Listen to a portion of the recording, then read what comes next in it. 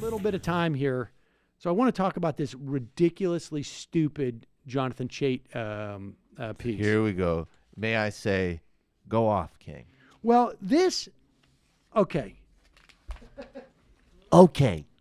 So Jonathan Chait, I don't know. This is just, I've never seen anything this sort of nakedly stupid by someone who is ostensibly respected by the, I think, an increasingly smaller and narrower band of people. I mean, at one point, Jonathan Chait, who is ostensibly a Democratic partisan, is going to end up being a member of the sort of the Bill Kristol never Trumper.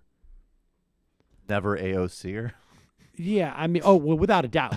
Or they'll join the Democratic Party. But he's attacked Elizabeth Warren. And he writes, the concerns I have, well, here's the headline. What happens when Elizabeth Warren sells out to powerful interests? Now, may I ask a question? So is he doing a hypothetical scenario where Elizabeth Warren caves to the credit card industry and she reverses herself on the history of her advocacy of financial reform? Is that what he's talking about? When I saw the headline, I was like, that, yeah, people will be bummed. Or maybe he's talking about, like, what happens when she has to compromise on something? Are the, purity trolls going to have a bitch? And I was like, I'm not reading another one of those dumb Jonathan Chait things that are like hippie punching, because that's usually what he writes, right? And so I was bored at that, but I didn't realize how stupid this piece could be. So he writes, the concerns I have about Warren as a policymaker are not the issues she talks about, but the issues she doesn't. Here are two issues where I believe Warren has done the wrong thing. There's a common theme here. They challenge and complicate her populist appeal. Now, the reason why he picks two things is because he wants to launder one of them. The first is the medical device tax. One of the ways the Affordable Care Act was funded was via the medical device tax. And the Democrats, when they controlled the Senate under Obama, were coming very close to repealing the medical device tax. Al Franken was one of the people who wanted to do that because Minnesota has a big medical device industry. Guess what else does? Massachusetts. Lots of devices.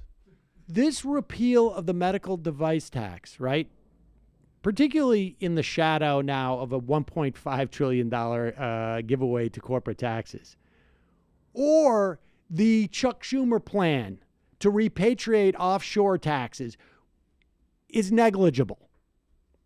Is it something that I am in favor of? Absolutely not. But the idea that this has been sticking in Jonathan Chait's crotch or craw or whatever it is, wherever he's been keeping it for this time, is impossible. The idea that this is some type of deal breaker that people are going to care about in this day and age, the medical device tax, after there's been a $1.5 trillion corporate tax giveaway, after the repatriation, which Chuck Schumer and Hillary Clinton and Paul Ryan had planned, as per Chuck Schumer's bragging in October of 2016, is just absurd. It's absurd. And I love the fact that he leads with it because he thinks he's being clever. Because what's his real agenda? What he's really concerned about is, now this is something that she's co-sponsored legislation to repeal the medical device tax. She's written an op-ed advocating the tax repeal for the industry's own newsletter and proposed a bill that would penalize manufacturers of pharmaceuticals, but crucially not the medical device industry, for misappropriating funds intended for scientific research. So in other words, she has been really good at going after big pharma, which is actually, one of the bigger problems. But not so much with the medical device industry. We're splitting hairs here, particularly based upon what issues this guy's had in the past. But whatever. I agree with him. We shouldn't have a repeal of the medical device tax. But this is like the idea that this would derail Elizabeth Warren. This is sort of like a version of Bernie Sanders and guns if guns were a wholly irrelevant issue to the entire country. But then there was another thing too. Now that I'm writing this piece, I'm going to write another thing about it. Education reform.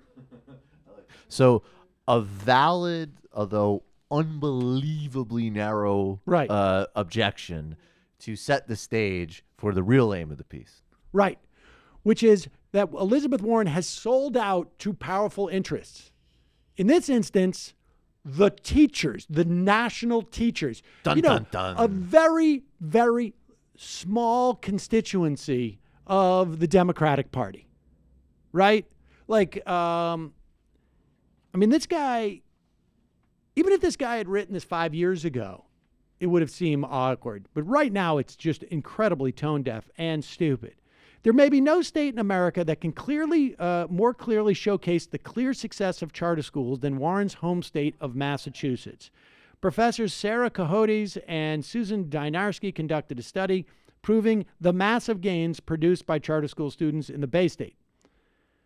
Because Massachusetts has a cap on the number of students allowed to attend charters, its students have to enter a lottery to apply.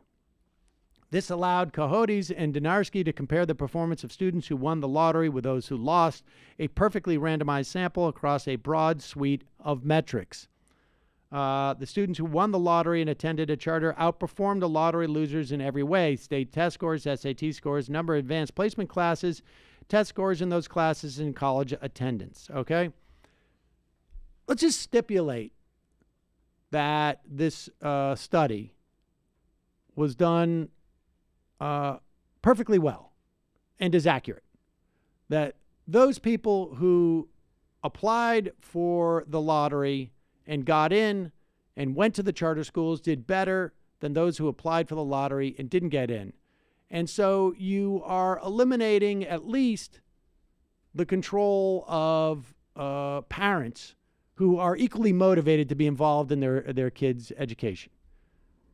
You can't necessarily make up for maybe the disappointment that the parents feel, and maybe they're a little bit less engaged in the kids. But let's just let that ride, okay? Let's just imagine that is a perfect test, and you can measure that. The gains were equally large or larger for low-income students who entered school with low test scores, et cetera, et cetera. The charter sector would like to admit more students in Massachusetts, but the state has a cap preventing more students from enrolling. There was a state referendum in 2016 to increase the cap. And the teachers union spearheaded the opposition to this measure.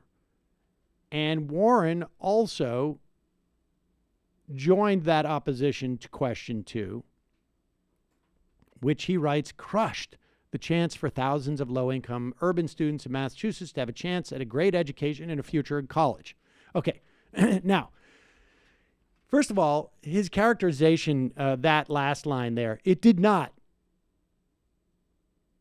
crush the chance for thousands of low-income urban students in Massachusetts to have a chance at great education and a future in college, because the thing that he also doesn't mention is that public schools in Massachusetts outperform all other schools around the country. So while, even if we stipulate this study is absolutely accurate, there's no indication that these people, that these students in the public schools didn't have the same opportunity to get into colleges or have a future. That's not what the study measures. The study measures SAT scores, certain percentage increase in SAT scores, and certain skill sets. A. B, what he doesn't mention about Massachusetts charter schools is that they are unique in that Massachusetts has an incredible amount of control as a state over the authorization of these schools, over the accreditation of these schools, over the entire process of these schools. Massachusetts has a better system to deal with charters. there's a lot of research that also suggests the reason why charters do well in Massachusetts is because the public schools themselves do well. Because there's already a large foundation for public schooling in Massachusetts. And thereby the charters are platformed on that. But the other reality is that every time you put money into a charter school, what you're doing is you're taking money out of the public schools. So there very well could be a point of diminishing returns. Charter schools are not set up to be an alternate form of education in a locale. It's supposed to be a mechanism in which to provide a laboratory to enhance public education so that ideas can be dealt with in charter schools that may have a little bit more flexibility, but then be scaled up. It is not meant to be a replacement for public schools. And the fact is that there is certainly a time without a cap. There's certainly a point where you start to undercut public schools for all students. Not to mention the fact that that's important because charter schools, even if it's lottery, don't take the same array of students that the public schools do. You still have rules and where people can be kicked out of. Even if Massachusetts charter schools are not like the vast majority of charter schools, which are for-profit. Because the for-profit ones are not allowed in Massachusetts. The reality is they do inhibit the quality of public schools. And there is, like I say, a lot of evidence that shows to the extent that you have charter schools succeed in a place like New Jersey or Massachusetts, it's a function of the underlying public school system. So if you start robbing Peter to pay Paul, Paul's actually going to start doing worse as well. Not to mention all the other apostles who aren't allowed to get into the charter school. Yeah, but they break the power of those greedy teachers unions. Well, that turns out to be the sellout to the powerful interest. Now, mind you, the money on the pro-charter side was much bigger. So the problem Elizabeth Warren has is she sells out to the lower bidder. You just imagine a teacher like rolling a gold-plated pencil across the desk towards her like, here, have this apple. Exactly. My concern is what these issues tell us about Warren as a policymaker. She has done an effective job of mobilizing public opinion against the finance industry, which has many nefarious impacts on public policy. Oh, incidentally, the biggest contributors to this charter movement, because they know there's tons of money to be made in the other states. Even if Massachusetts at this moment does not allow for-profit charter schools, there's tons of money for these big financiers to make in other states. Hedge funds are deep into the charter movement. But presidents have to deal with all the issues, and many of them have organized lobbyists defending terrible policies that fly under radar. There's no such thing as a perfectly pure politician, of course.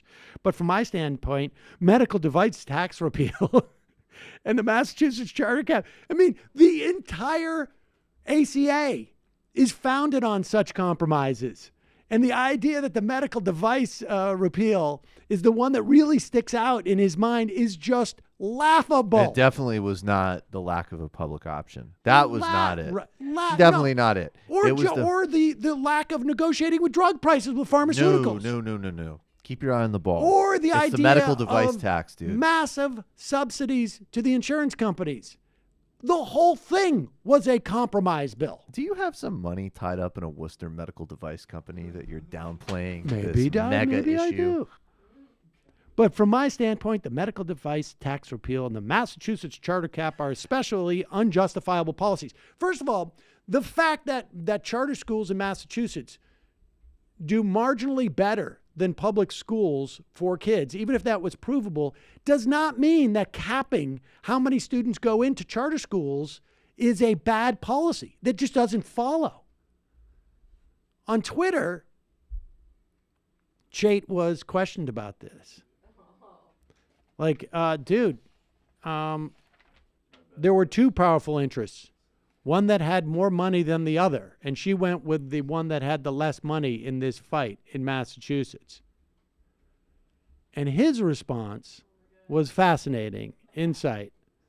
It's behind there. It's behind the razor one. See it on the left? Oh no, I guess it isn't. Sorry.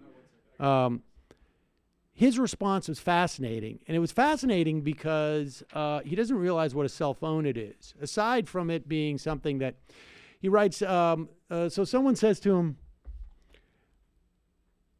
he's talking about, incidentally, the forces that were for this were hit with the largest fine in state campaign history for illegally hiding the identities of its billionaire donors.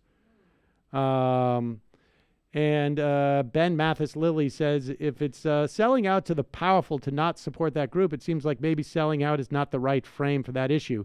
And Chait says the interest group in this issue holds power over Warren's political future is the teachers union. If it was a Republican, the calculus would be different. The donors to the charter schools may be rich, but their interest in this issue is philanthropic, making it quite different than an interest group protecting its own income. Now, here's... Aside from that being astronomically disingenuous. Couple of Pinocchios there. A couple of Pinocchios, okay? Because the donors to charter schools in Massachusetts and the charter school, first of all, they're not donating to the charter schools. They're donating to a political action committee or trying to expand charters. It's a commons they want to privatize, you dense moron. And they want to do this in other states where they make a ton of money. But even if we were to believe that the reason why these billionaires are all giving money to the charter movement because it's a philanthropic endeavor, and that they are giving the money not to the charter schools themselves, and of course not to public schools with no strings attached, but to the political action committee supporting charters, even if we were completely moronic enough to believe this last part, making it quite different than an interest group protecting its own income. What he's saying is that when you're talking about protecting your own income and you're advocating for something, that is extremely suspicious. That is extremely suspicious. And so when you have a scenario where someone's advocating for something like that and their income is in any way involved, you should not take what they're saying seriously or at being in any way an honest reflection of their opinion. Well, sadly, Jonathan Chait's wife works for charter schools. My wife! You didn't sell my wife honor. This is the same guy who was like, oh, I can't believe we unionized. My current boss is the nicest boss I ever had. I happen to believe that it's possible that the teachers, even though the teachers union, even though it would protect their own income, that they actually have the education of students in mind. That's a big reason why you go into education. But you go there for the cold, hard currency. This is the George Mason economics also, by the way. This public choice theory sort of Oh, right, thing. of course. This is all that is. Oh, yeah. Which is doubly ironic because the only... But she worked for a charter school, for a charter and the only school network. public value...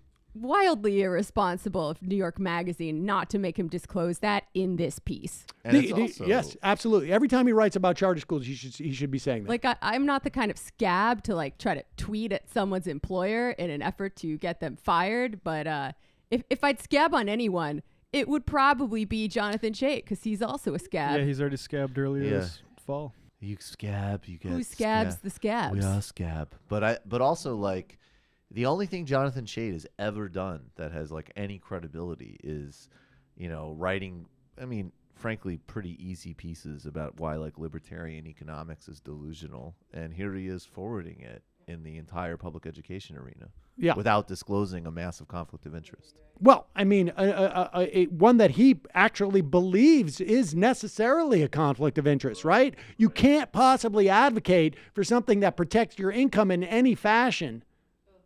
Oh, he's such a dumbass.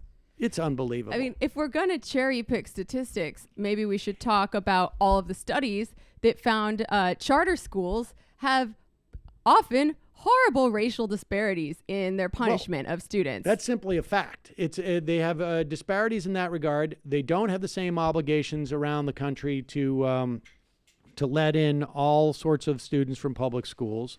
They don't outperform, broadly speaking, across the nation, public schools. So the idea that Massachusetts is limiting the number of charter schools, the idea that that is inherently a bad policy is just absurd. It's just absurd. It's not, and particularly in the context of criticizing her as a national candidate. Yeah, this whole piece is bloated with neoliberal ideology, right? Well, this whole piece That's is the best thing you could say about it. Yeah, this whole piece is a good reminder of even as I prefer Bernie and critique her, the really admirable parts of Elizabeth Warren's record. I was going to say. Yeah, thanks. If you're Warren, send him a champagne. Send him a cigar. This Jonathan Chait piece is so bad that it has occurred to me that Warren's people paid him to write it. It's it's that bad. My respect levels for Warren's people and Jonathan Chait would skyrocket if that was the case. He could very well be a secret, huge proponent of Elizabeth Warren and realize, I got to take one for the team. This is the only way I can help. Could you write a massively, unbelievably, just embarrassingly stupid piece without disclosing a conflict of interest for us? All right. Sure. You know what? The mission is more important than my ego. That's all I can do. So New York Magazine just unionized, and that's pretty cool. Oh, just this moment? Very recently. Oh, yeah. And he was crying about it. Oh, yeah. And he was upset when about that happened, I said, hey, you know what, guys? You just unionized. Why don't we bring back a little social unionism, a little social consciousness to your union demands? So in addition to, better wages, better benefits, whatever, I think it would be to the benefit of everyone in society if you make firing Jonathan Chait one of your demands in your contract. So that would be pretty we'll see how that goes.